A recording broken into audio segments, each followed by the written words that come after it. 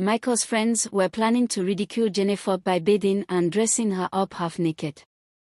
They wanted to destroy her magic and then make mockery of her before the entire school ball. Her name is Jennifer, she was a high school girl. All her peers called her Miss Odd, because she was nicknamed Dirty School Girl. No one knew why she wore an oversized school skirt and shirt with so many stitches. She was the only one sitting on her desk alone because all her classmates jeered at her. They looked at her with disdain because she was the same ridiculous girl, dirty and stinking. Even though she stunk of sweat, with an unpleasant body odor, she was the most intelligent girl in her class. It was not long when Prince Bamboy enrolled in the same school as the only son of the king and noticed her quickly because she looked quite different from all the other girls. Why do she dress like an archaic old woman of my granny's day? She is just a primitive girl, but the shocking thing is that she always comes first in her class, his best friend replied. It was true that Jennifer was a dirty school girl and all the boys referred to her as the ridiculous girl. Despite all that, she kept her head up and still took first in her class. All the girls who wanted the prince to woo them wondered why after all the beautiful well-dressed girls, with tight-fitting school attires never caught the sight of the charming prince. They learned from his friend Shinsuke that the only one who drew his attention was Jennifer the ridiculous girl. When they asked him why, he said it was her tattered outfit and the fact that she took first in her class. Though the prince had no interest in her, it was her oddness. So the girls decided to find out why a dirty schoolgirl like Jennifer always took first in her class, despite the fact that she had no textbook and found it hard to pay her school fees. They decided to find the secret of the dirty schoolgirl. One of them opted to find her secret. The girl pretended to be her friend and went to Jennifer twisting her nose. It was an illusion created that she was stinking and everyone twisted their nose when they were beside her. They made mockery out of her and as a laughing stock. But when she asked Jennifer, "What is the secret of your wonderful performance in academics?" "Michael, the only secret is, I use what others have and don't make good use of it. When I have the opportunity I do make good of it." Michael misunderstood her and thought she used black magic, so she wondered, "So that's the magic of your success?" "Yes, that is my magic." Like a joke, Michael visited a witch to find out the secret of Jennifer's high intelligence quotient. The witch doctor didn't find any clue of her magic and lied that the secret was on her dirty garments. "As you said, the magic is on her dirty garments. If you want to make her fail her exams, all you need to do is give her a thorough bath. Scrub her well and wear her a befitting garment and her magic will no longer be effective." Jennifer was a shy girl and no one had ever seen her laps, and even took a glimpse of her curves and edges. That was how Michael went back to school spreading the rumor that she was using charms. The condition that she was not going to be taking her bath was the magic. Anyone who whiffed at her stinky body odor lost her luck to her. They said she applied some stinking black magic powder in her skin. No one knew the scent from her skin was her home remedy against her infection. That was how the other schoolgirls plotted to strip her naked during the school feast and scrub her to destroy her magic.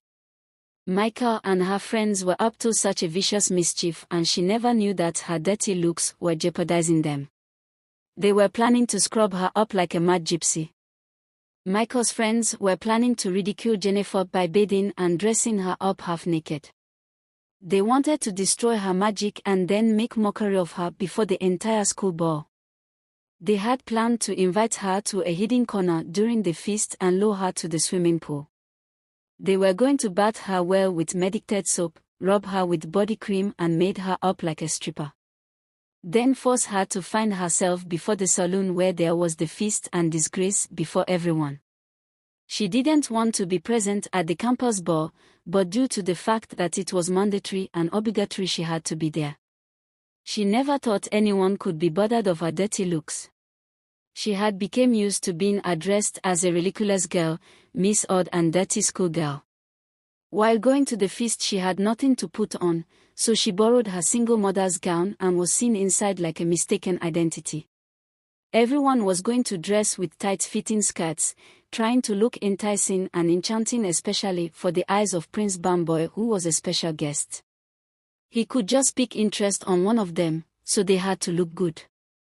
He seemed not quite interested on any girl, but his best friend said that he had not seen her kind of girl. For sure, within his heart there was an empty space that had not perceived the right spec to make it tremble. All he needed was a little pretty face to tickle his affection. He went to the party as an obligation because he had already known all the girls in the school and their prejudice didn't catch his attention. As a prince, he had to be there and behave responsibly and gain the respect he deserved. He also wanted to attend the school feast for the first time and get familiar with ordinary people and peers. As for Jennifer, she was just participating in the school feast as an obligation. That was how Jennifer found herself at the school ball. When everyone had mustered in the saloon, her foes lured her to the swimming pool and forcefully undressed and washed her. After that, they wore a half-stripped skirt and a blouse that exposed her breast hanging on her lingerie. Her cleavage was like that of a virgin. A light makeup on her face, and then they pushed her in the middle of the crowd. She held her skirt with her hands, feeling shamed and shy. The rabble was laughing at her, but she caught the attention of one guy. Prince Bamboy got up from his seat and asked Nsoki, his best friend, "Who is that beautiful girl? Don't you know Jenny, the ridiculous girl?" "What?" "But she was wearing an old granny's gown, the mischief of Michael, I think. But she looked like God took 30 days to sculpt her." Then Jennifer rushed out and scurried home, swearing to avenge such act.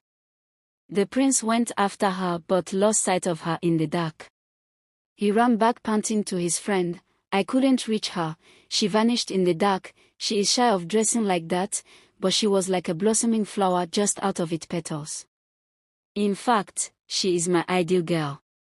The foes of Jennifer never knew they had ignited an emotion that was like a quiet stream but running deep.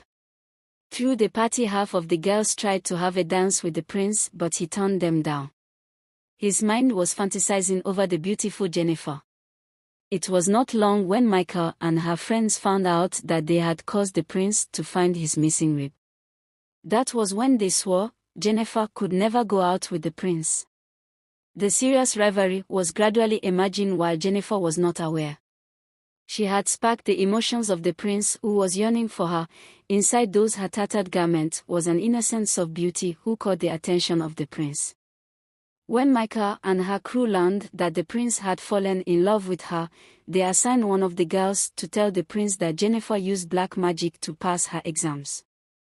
The allegations were justified by the fact that the charm was annihilated during the school party and she was never going to take first in class again.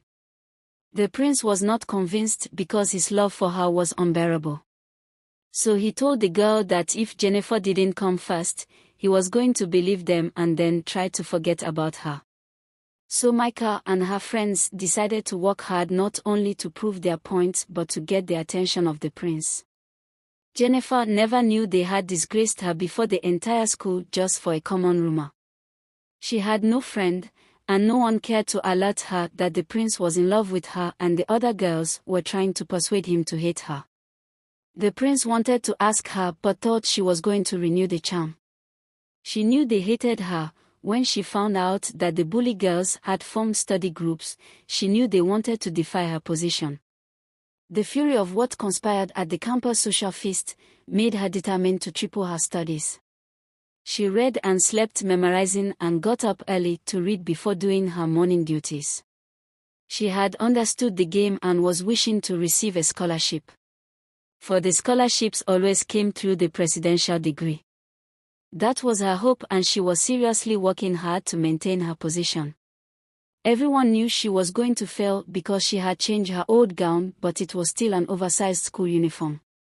Just because of her dirtiness, she drew the attention of everyone. Though it was hate, the only one the other girls admired got attracted by her. The very reason they were burning with rage. And so they had to prove her wrong through school results.